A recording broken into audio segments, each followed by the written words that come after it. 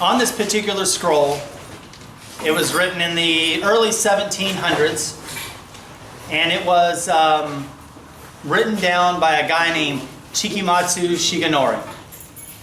Now, the guy that was talking to him was a guy named Kimura. Now, Kimura was a Koga ninja, and he was basically talking to what we would presume, right? Chikamatsu Shigenori, he's talking to him, and Chikamatsu's a student, and he's writing it all down. So Kimura's talking, and Chikamatsu is writing it all down. And he tells him all these different points. And one of the points that we're going to talk about today is the deepest secrets of ninjutsu. He literally talks to Kimura. Kimura actually talks to Chikamatsu, and he says, we're going to talk about the deepest secrets of ninjutsu. Now, at first, I've got some quotes from this particular scroll I'm going to read, and then I'm going to give you guys a little insight as to the stuff behind it, okay? So this first bit, this is what Kimura says. He says, in times of peace, people do not remember times of war and what it was like and get comfortable. So they feel that there is no need for shinobi. That's what he starts with, because this was at a time, we're talking about the early 1700s, right? Not the 1500s, not the 1600s. We're now towards, they're still ninja, but their jobs are becoming way less and less. They're not getting jobs. It's really hard to get jobs, if any, at this time. You know what I mean? They're being employed for different reasons, criminal capture or whatever, right? So he's saying that ninjutsu's dying out. And again, that quote is, in times of peace, people do not remember times of war and what it was like, and they get comfortable. So they feel that there's no need for shinobi. So he's talking to us, he's telling Chikamatsu, we used to do a lot of great things. People just don't hire, they don't even the lords, they don't think they need them anymore, right? Then he goes on, and he talks about the deepest secrets. He goes, as the arts of the ninja are extreme secrets, even when teaching people who are in the same school, their traditions are so discreet that they are found in a setting of 2 or 3 levels of teaching. In principle, the first and the second stage, you should teach unimportant things or useless things until you determine if the person is trustworthy or not, or what ability one has. If you find him resourceful, then you could teach the tradition to him.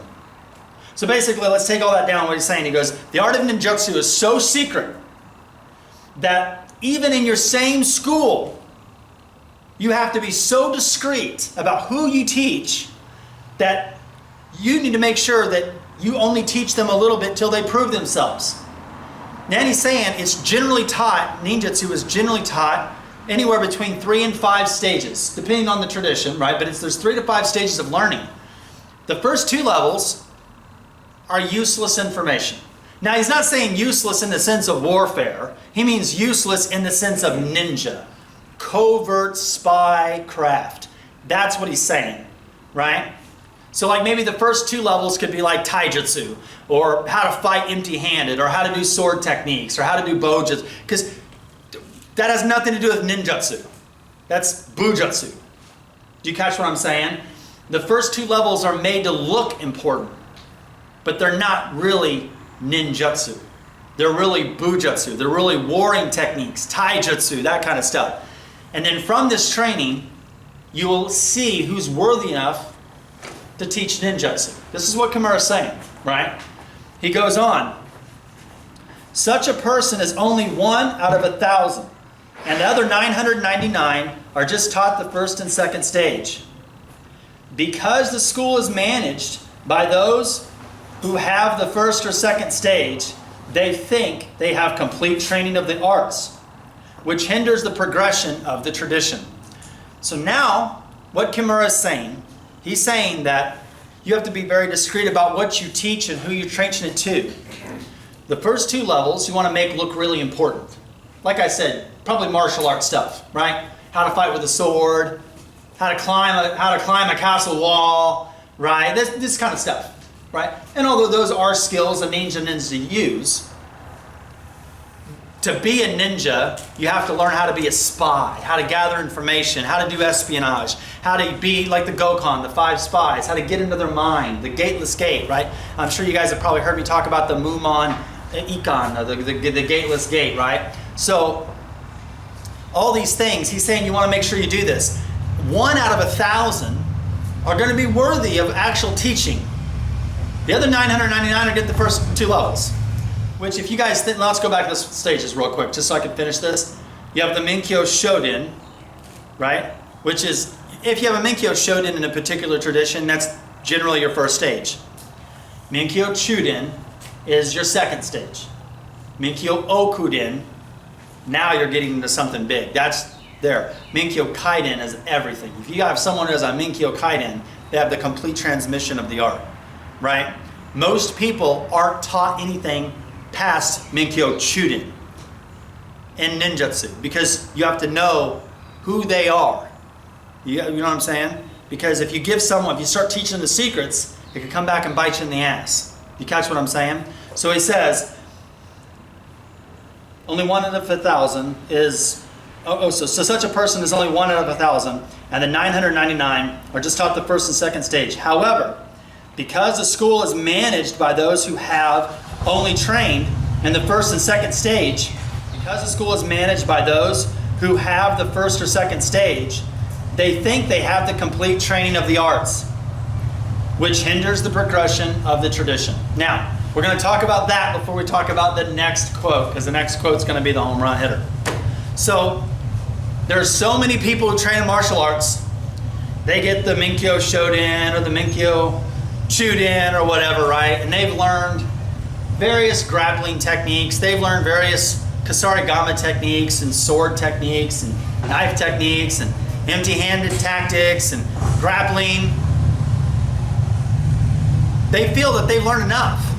So then you get all these people who all they learned is a bunch of Bujutsu, they learned Taijutsu, right? So let's go with this. You have somebody who studied the arts, but they were never taught the secrets. So they've been the Grand Master or their teacher's been telling them, I'm going to teach you. But they just give them Taijutsu. They just give them weapons. They just teach them that kind of stuff. Because the Grand Master's going to teach them shit. They're just going to take their money and just teach them Taijutsu and say, yep, we're in ninja school. You're doing your thing. So it's Taijutsu, right? That's what they focus on. They'll pick the weapons up every now and again, have a good go, right? But those people, that 999 out of 1,000, those guys think they really have the secrets of ninjutsu. And none of them have been taught any of the fucking secrets. None of them have a fucking clue. None of them have been taught anything to do with ninjutsu. Their grandmaster or their teacher never sat them down and says, this is how you can actually use the Shinobi Gokon, the 5 types of spies. Here's how you can infiltrate into a territory. Here's how you can camouflage yourself. Here's how you can steal information. Here's how you can put a trace on someone. Here's how you never taught them shit. They just give them Taijutsu, they give them weapons and be like, yep, here's a ninja certificate. Go open a school. Because he clearly says, and I quote, however, because the school is managed by those who have the first or second stage, they think they have the complete training of the arts, which hinders the progression of this tradition. So even Kimura's saying, most of the people that train don't know shit, but they're the ones that are teaching it, so everyone just assumes they know what they're talking about. But then he moves on. As most students in the school are only at a level as described above, they tend to think that Shinobi no Jutsu is almost as the same as illusion. And I'm going to take a stop right there and just say, in ninjutsu, there's what's called genjutsu, and there's majutsu, and you have ninjutsu, and you could say yojutsu, but we're not going to get, because then we get complicated. So I'm going to use 3 jutsus that people get mixed up. You have genjutsu, majutsu, ninjutsu. And a lot of times people think ninjutsu is genjutsu. Genjutsu is an art of illusion. You know what I mean? Like pull a rabbit from a hat, David Copperfield, right? Tricking people into thinking there's something there. You know, like it's a rainstorm, so you put up like a raincoat, make it look like there's a dude out in the front lawn or something. You know, kind of thing. That's illusion. You're putting a trick on someone's mind. You're putting a trick by they see something and they think it's something not. Catch what I'm saying? That's genjutsu. Majutsu is actual like magic, like the ninja magic stuff, the praying to the divine, and people get Genjutsu and Majutsu mixed up. Like, well, Genjutsu is magic. No, Genjutsu is illusion. Majutsu would be magic. I tend to think that Shinobi no Jutsu is almost the same as illusion. But there is only one in a multitude who can master these arts to such a deep level that they have truly understand the teachings of the Gokan, which are the 5 spies, and the utmost important and vital use. All this happens because a teacher does not teach the tradition openly. So, on one hand, he's saying that you need to keep it secret because it has to be taught in secret. But he's also saying the reason we have a problem with so many people not knowing what Ninjutsu is because the teacher has to teach it in secrecy. So 9 out of 99 people out of 1,000, right, don't know what true Ninjutsu is. They have no fucking clue. How many people since 2004 has joined the Budo-rukai? There you go. Thousands. Yes. We have thousands of people. Who edits the DVDs that are for sale? Who edits the videos that go online? You. How many people come to my home? There has to be a level of trust because it isn't kickboxing. It isn't, I know that there are Taijutsu schools, and I'm not taking a shot at any organization, although I know that someone's going to watch this video and they're going to be straight fucking pissed. There are people in every organization, of every ninjutsu organization, every ninpo organization, there are people who have trained in ninjutsu. And there are a lot of them that have not. So I'm not taking a shot at any organization. What I am saying is, I think it's very important that the people that I teach, I'm giving them something real.